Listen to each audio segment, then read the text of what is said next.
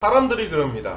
안 될 거라고. 사람들은 외칩니다. 힘들 거라고. 해봐! 외치는 것이 아닌 에이, 안 될걸? 이라고 외치는 것들 중 어떤 일이 성공 가능성이 제일 높을까요? 작은 성공을 해봐에서 시작하지만 많은 큰 성공들은 아이러니하게도 에이, 안 될걸? 에서 시작합니다.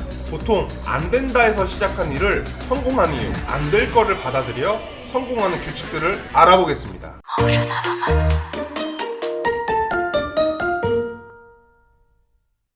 대표적인 사업가들 중 이런 예로 성공한 사람들이 있습니다. 바로 애플의 스티브 잡스와 소프트뱅크의 손정희 회장도 안 될 거에서 시작하여 성공했다고 해도 과언이 아닐 정도로 주변의 반대를 이겨내며 성공한 예입니다.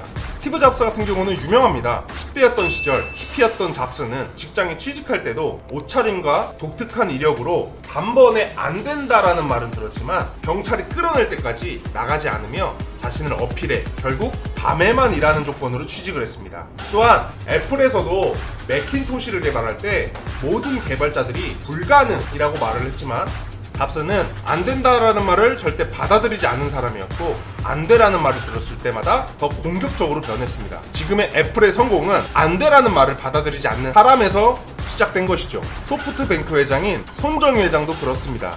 직원이 고작 2명에서 3명밖에 없던 시절 앞으로 나아가 나는 10년 후에 혹은 20년 후에 포부를 발표를 했지만 직원들은 그때 당시 손정희 회장을 보고 그랬다고 하더군요. 미친놈이라고. 과대망상증 같은 사람이라고. 많은 큰 성공을 거둔 사람들은 안 된다라는 말을 들어왔었을 겁니다. 성공이라는 정의 자체가 다른 사람들보다 더 좋은 성과를 냈다는 의미가 내포되어 있기 때문에 역설적으로 다수의 반대는 성공의 발판이 되는 것입니다. 또 안 돼라는 말은 익숙한 방식을 버리고 낯선 것을 시도했을 때 순간 나타납니다. 큰 시장의 성공이라는 단어는 새롭고 차별화된 방식에서 나오기 때문에 안 돼라는 말은 곧 성공의 시작이 되는 신호가 되기도 합니다.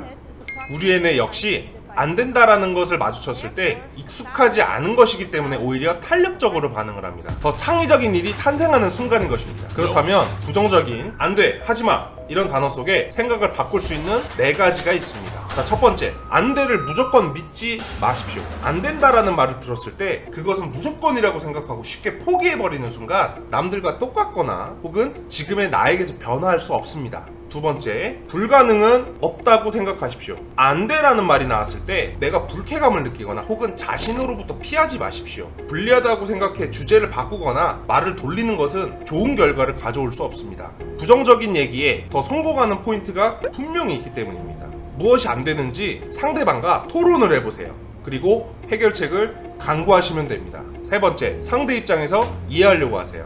안 된다라고 말하는 사람이 오히려 리스크를 줄여준다고 생각해 보시는 건 어떨까요? 상대의 시야에서 이해하고 문제가 있으면 방법을 수정해 나가면 됩니다. 상대와 나의 입장을 모두 충족할 수 있는 해결책을 찾았을 때 더욱 성공에 가까워집니다. 네 번째, 안 돼가 아닌 돼 라고 생각하고 움직이세요. 상대방이 그건 안 돼 를 될 것 같은데? 라는 말로 바꿀 방안을 생각하고 행동해 보시는 건 어떨까요? 마지막으로 안 돼라는 말은 가장 안정적이면서도 우호적이며 때론 극부정적일 수도 있습니다. 경제적으로 안 돼라는 말은 더 경제적인 상황을 말하는 걸 수도 있습니다. 경쟁자가 적고 주도권을 쥐기 쉽고 우위의 시장을 만들 수 있기 때문입니다. 모두가 환호하는 시장은 경쟁자가 많으며 높은 비용을 치러야 되고 큰 리스크가 따라올 수도 있기 때문에 안 돼라는 대답이 먼저 나오게 되는 겁니다. 부정적인 뉘앙스를 가졌지만 부자와 성공의 핵심을 숨기고 있는 안 돼. 이 말에 숨겨진 힘을 찾아서 성공의 문을 열고 나아가십시오. 이상 다항만세 헨리였습니다. 감사합니다.